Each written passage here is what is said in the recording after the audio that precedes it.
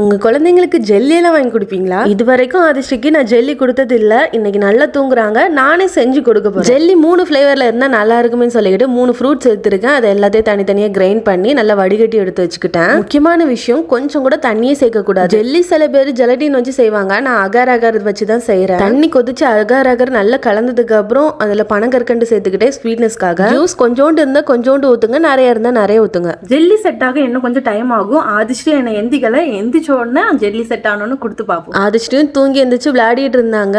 2-3 hours ஆகும் jelly set ஆக. பாக்குறதுக்கு நல்ல டெம்டிங்கா பளபளன்னு இருந்துச்சு. ஸ்பூன்ல எடுத்தாலே வலிக்கிட்டு போச்சு. ஆதிஷ்டிக்கு அதை பத்தி சாப்பிடவே தெரியல. பனங்கற்கண்டு சேர்த்தனால ஸ்வீட்னஸ் எல்லாம் ரொம்ப மைல்டா தான் இருக்கும். அதுவும் வாயில போட்டோன்னு கரையுது. ஆதிஷ்டிக்கு ரொம்பவே பிடிச்சிருச்சு. எடுத்து சாப்பிட்டுட்டு இருந்தாங்க. ஆனா ஸ்பூன்லயே வரல. என்னைக்காவது சூப்பர் மார்க்கெட்ல அகர் அகர் பாத்தீங்கன்னா குழந்தைங்களுக்கு செஞ்சு கொடுங்க. ரொம்ப ஈஸி. டேஸ்ட் எல்லாம் நல்லா தான் இருந்துச்சு. ஆனா குட்டி குட்டி மோல்டு இருந்தா இன்னும் நல்லா இருந்திருக்கும்னு தோணுச்சு.